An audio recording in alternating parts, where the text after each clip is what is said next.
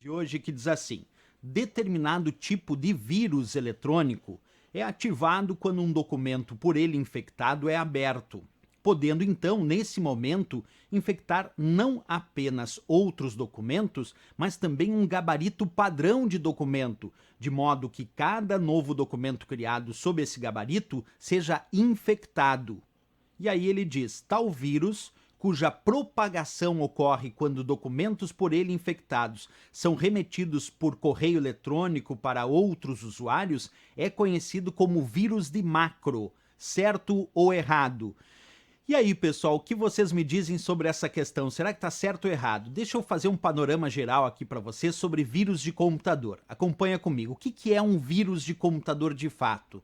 Vírus pode ser chamado de malware. É um tipo de malware, um tipo de programa malicioso que se propaga inserindo cópias de si mesmo e se tornando parte de outros programas ou parte de outros arquivos. Significa dizer que o vírus, para funcionar, precisa de um arquivo hospedeiro, precisa de um programa hospedeiro para funcionar.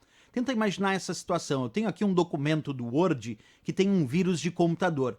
E aí eu resolvo agora abrir esse arquivo do Word. E quando eu abro agora esse arquivo do Word, o vírus que estava ali entra em execução e começa a criar cópias de si mesmo e se tornar parte de outros arquivos que a princípio não tinham aquele vírus de computador. É o processo de replicação dos vírus de computador. Então uma coisa muito importante, o vírus, para ser vírus de computador, ele depende da execução do programa ou do arquivo hospedeiro, para que então ele possa, após a execução desse hospedeiro, começar a fazer a sua ação maliciosa e começar a se replicar, fazendo parte aí de outros programas agora ou de outros arquivos, certo? Existem vários tipos de vírus, como os vírus de boot, os vírus de macros, vírus de programa, vírus de script, vírus stealth, os vírus polimórficos. Vamos falar de cada um deles para aprofundar o nosso tema aqui, certo? Os vírus de boot, pessoal, são aqueles que infectam os setores de inicialização das unidades, que são chamados de setores de boot.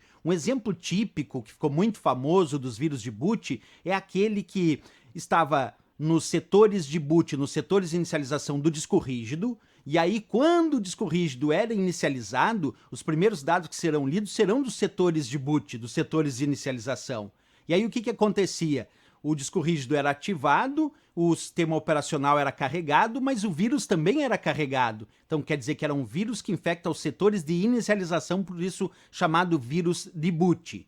Outros vírus bem famosos, vírus de macro, são aqueles que infectam os arquivos criados por programas de pacotes Office.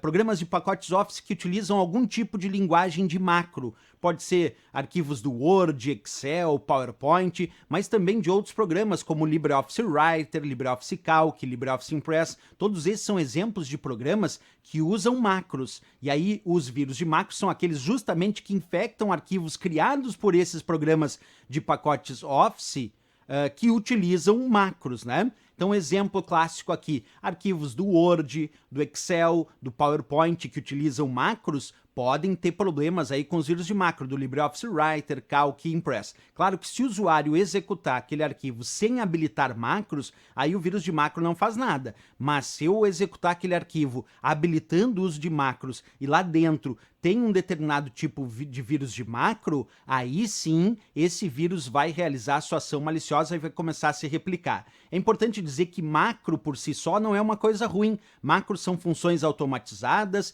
que executam sequências de comandos, certo? Então macro é coisa boa, não é coisa ruim. O problema é o vírus de macro, que se utiliza dessas macros para fazer ações mal intencionadas, ações maliciosas. Existem também os vírus de programa, que são aqueles que infectam arquivos executáveis, como arquivos da extensão .exe, que são os mais famosos infectados aí com vírus de programas, entre outras extensões como .com, .bin, .dll e .sys. Esses são os vírus de programa.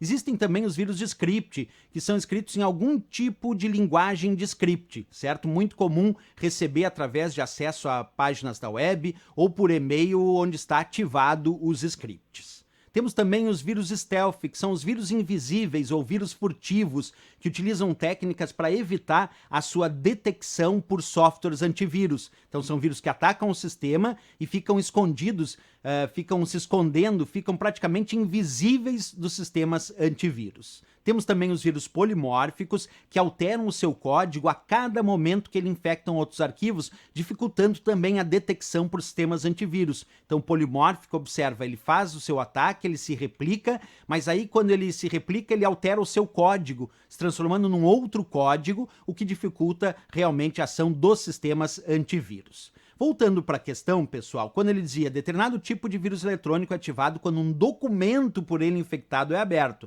Disse documento, já está provavelmente falando de vírus de macro, que são os vírus que infectam os documentos do Word, Excel, PowerPoint e assim por diante, né? Podendo então, nesse momento, infectar não apenas outros documentos, mas também um gabarito padrão de documento. O que significa isso? Que ele pode atacar o modelo de documento que está sendo usado naquela empresa para gerar vários outros documentos. Aí, se o modelo do documento está infectado, cada novo documento baseado naquele modelo também vai estar infectado com o vírus, né? Infectar não apenas documentos, mas também um gabarito padrão, isto é, um modelo padrão de documento, de modo que cada novo documento criado sob esse gabarito seja infectado. Perfeito, são os vírus de macro. Tal vírus cuja propagação ocorre quando documentos por ele infectados são remetidos por correio eletrônico para outros usuários é conhecido como vírus de macro. Perfeito, pessoal, porque é bem típico alguém criar um arquivo de modelo e aí esse arquivo de modelo ter macro habilitada.